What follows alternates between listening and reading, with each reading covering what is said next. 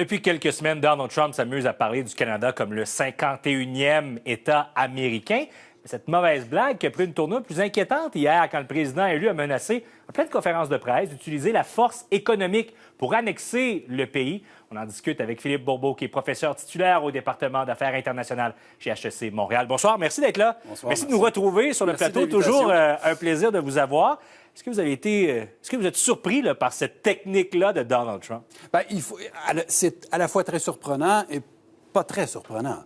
Ouais. C'est une technique de négociation, c'est le 25 de tarif, et c'est vers là qu'on s'en va, d'une certaine façon. Est-ce que c'est réel? Est-ce que c'est une vraie menace?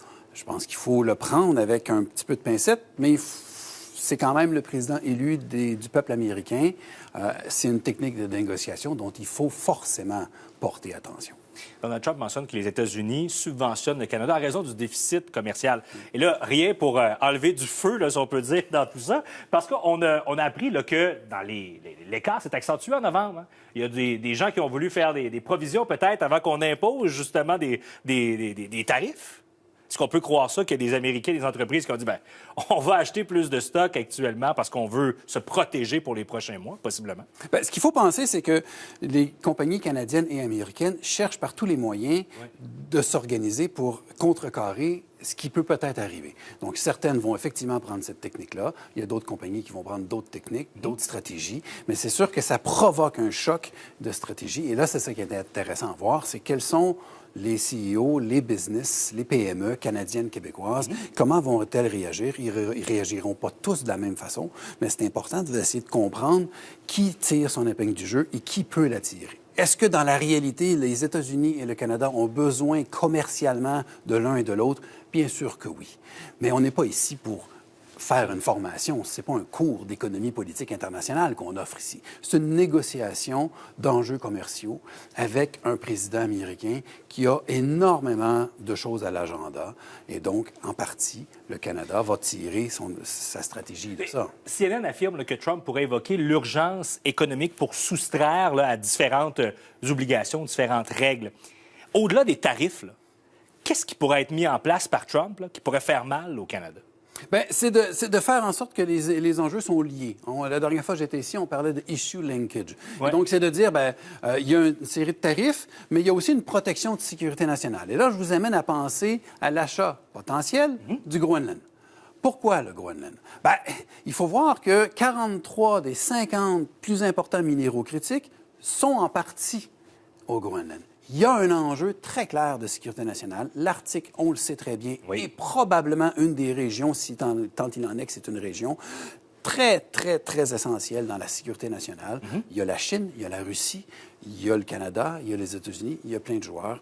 Et donc, ça va être un paquet d'enjeux qui seront reliés et interreliés d'une certaine façon. Et ça, moi, je pense que ça va être ça. Oui, il y a les tarifs, il y a la stratégie tarifaire, ça c'est sûr, on la voit et on l'entend, mais il va y avoir une stratégie, je pense, de tenter de mener ensemble un tarif et aussi une capacité militaire. Il a dit dernièrement que les États-Unis assuraient la sécurité nationale du Canada. Il n'a pas tout à fait faux, c'est pas tout à fait vrai, c'est pas tout à fait faux, et ça, il faut voir que ça peut être un enjeu. Là. On parle des ressources du Groenland. Oui. Nos ressources à nous, dont les Américains ont besoin, on parle beaucoup de l'exportation du bois, de l'aluminium, du gaz.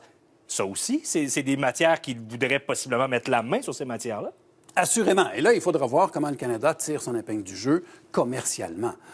Je pense pas qu'on est dans une situation d'invasion américaine militaire vers le Canada.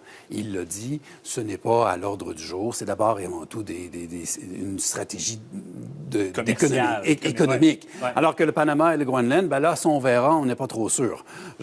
Donc, il faudra voir comment ça va être fait. Bien sûr qu'on a plein de choses au Canada que les Américains ont besoin. Les chiffres, on peut les redire. Plus de 80-85 des exportations canadiennes sont envoyées aux États-Unis. De ces 85 près de 60 à 70 sont aussi exportés par les Américains. Donc, ce n'est pas nécessairement que pour le marché américain. Tout ça, c'est interrelié. Ça s'appelle de l'interdépendance. Ça existe. Ouais. Et donc, on n'est pas sans ressources. Ouais, des produits qui, parfois, font l'aller-retour entre la frontière, par exemple, pour terminer avec un avion, un automobile. Ça arrive plus fréquemment qu'on pense. Et tout à fait. Donc, ce qu'il faut essayer de voir, c'est quel est le jeu derrière, quelle est la stratégie. Moi, ce que je dis toujours, c'est qu'il faut essayer de regarder qu'est-ce qui a été tenté d'envoyer comme message? Est-ce que c'est réellement d'être un 51e État?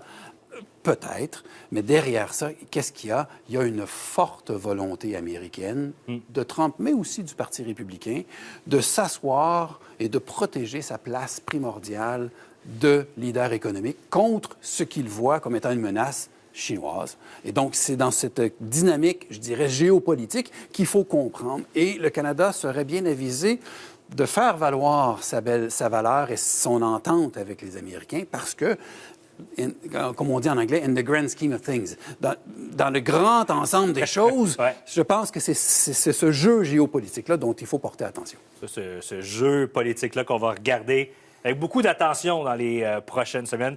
On aura l'occasion d'en reparler ensemble parce qu'on va avoir besoin de vos lumières là-dessus. M. Provost, merci beaucoup. Toujours très apprécié. Au retour de la pause, on répond à vos questions. Restez là.